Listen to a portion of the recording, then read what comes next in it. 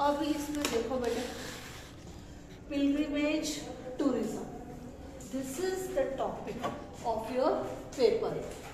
इसमें तुम्हारा डायरेक्ट जो नेम है वो है पिलग्रिमेज टूरिज्म।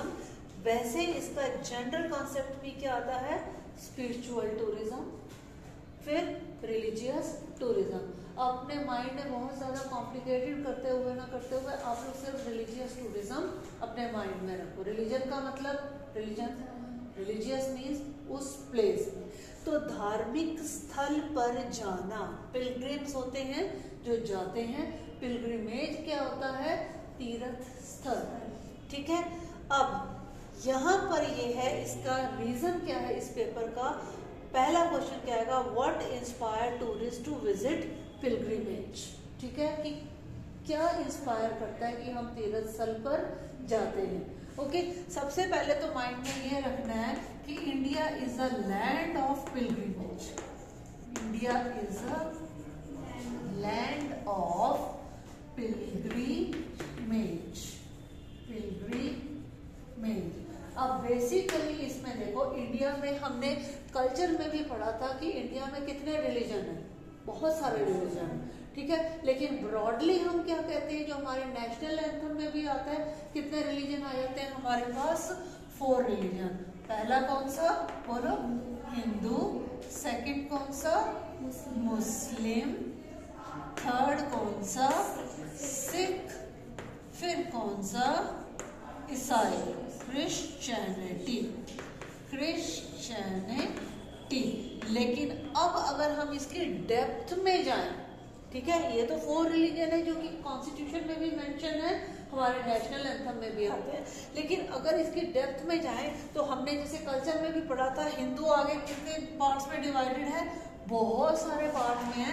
और हिंदू से ही क्या निकला हुआ है हमारा, बुद्धिज्म और जैनिज्म, बुद्धिज्म और जैनिज्म, ठीक है। इसी तरह से जो मुस्लिम्स है, मुस्लिम्स में भी शियाज हैं, सुन्नीस हैं, इनकी 2 ब्रांचेस हैं, ठीक है। सिख है, सिख की भी आगे वेरियस 14-15 ब्रांचेस हैं, अलग अलग ब्रांचेस हैं। क्रिश्चियनिटी के देखें तो इनका भी, क्योंकि क्रिश्चियन तो यूरोपियन कंट्री के रिलीजन को कह दिया हमने क्रिश्चियनिटी, लेकिन अदरवाइज अगर हम देखें तो फ्रेंच का अलग है, ज्यूज का अलग है, सबका अलग अलग है, ठीक है। पोर्तुगल का अलग है, सबका अलग अलग है ना। लेकिन उसको हमने कंबाइंड वे में, क्योंकि सबने जीसस क्राइस्ट को अडॉप्ट किया, हमने क्या कह दिया उसको, क्रिश्चियनिटी। अब ये सारे रिलीजन जब हम बात करते हैं पीछे की इंडिया की, तो हम क्या बात करते हैं, 5000 ईयर्स डेट बैक,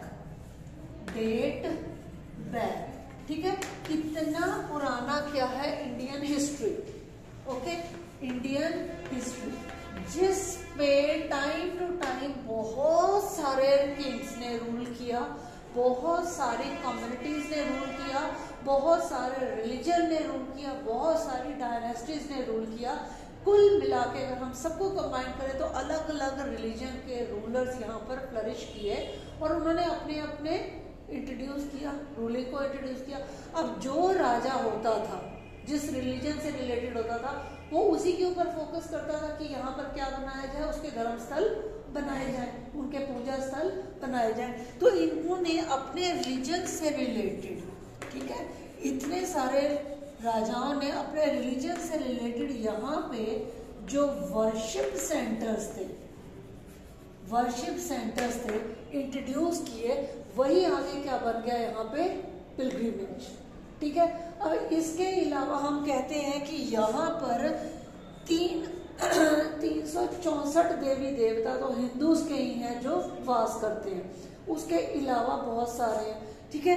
तो अब इतने सारे रिलीजन इंडिया में फ्लरिश करते हैं और इंडिया को लैंड भी क्या कहा जाता है, लैंड भी, पिलग्रिमेज का लैंड कहा जाता है। इसको कहा जाता है कि ये देवी और देवतास की क्या है, भूमि है, धरती है। ये इसको नेम दिया जाता है अगर हम बाहर की कंट्री के बारे में इससे बात करें, ठीक है। तो अब इतने सारों को तो हम कर नहीं सकते हैं, तो यहाँ पर हमने अपने सिलेबस के अकॉर्डिंग इसको कितने रिलीजन में डिवाइड कर दिया, 4 रिलीजन में डिवाइड कर दिया। उसमें भी हमने स्पेसिफिक जो हमारे पास पॉपुलर रिलीजियस प्लेस है, ठीक है, पॉपुलर रिलीजियस प्लेसेस हैं, उनको हमने अडॉप्ट कर लिया कि वहां जाते हैं कौन, टूरिस्ट, और क्यों जाते हैं वो, वहां पर जाते हैं क्यों जाते हैं, और कौन सी प्रॉब्लम्स को वो फेस करते हैं। पहले तो जाते हैं तो हमारी अच्छाई आ गई, ठीक है, कि हम जाते हैं, अलग अलग पर्पस से जाते हैं, फिर वहां पे कुछ एक चीजों को फेस करते हैं। अब ये जो प्रॉब्लम फेस करते हैं इनको हम नाम क्या देते हैं, चैलेंजेस का, ठीक है। अब इन चैलेंजेस को इरेडिकेट करना किसकी ड्यूटी हो गई, गवर्नमेंट की और लोकल लोगों की। इरेडिकेट कौन करेगा इनको, गवर्नमेंट, ठीक है। किसकी हेल्प से, जैसे हम मार्केटिंग में भी कर रहे हैं, प्राइवेट ऑर्गेनाइजेशन और पब्लिक ऑर्गेनाइजेशन और लोकल बॉडीज, उनकी हेल्प से इनको हमने यहाँ से इवेपोरेट करना है, इरेडिकेट करना है। So this is what pilgrimage tourism is meant for you, ठीक है। अब हम जाते हैं अलग अलग प्लेसेस पे, हम गए, ठीक है, हमारा बेसिक उसके पीछे इंटेंशन क्या होती है, वेरियस पर्पस होती है, बहुत अलग अलग हमारी चीजें होती हैं, रिलेटेड किससे होती है, हमारी लाइफ, ठीक है। अब लाइफ में भी हम बेसिकली क्या कहेंगे, हमारी क्यूरियोसिटी से, हमारी जिज्ञासा से, फिर हमारी एक्सपेक्टेशंस, हमारी उम्मीद से, फिर हमारी डिजायर्स, इच्छाएं हैं, विशेस, सेम चीज हमारी इच्छाएं हैं। तो इनसे प्रभावित होकर हम कहाँ जाते हैं, वाई, हम कहाँ जाते हैं, टूरिज्म प्लेसेस और रिलीजियस प्लेसेस। अब इसके अलावा भी हमारे पास कुछ पर्पस आते हैं जिसको हम कैटेगराइज करते हैं सोशल में, इकोनॉमिक में, पॉलिटिकल में, ठीक है, और इन चीजों से हम इनको रिलेवेंट कर देते हैं, ठीक है। So there are various motives, उद्देश्य हैं कि हम लोग रिलीजियस प्लेसेस पर क्यों जाते हैं।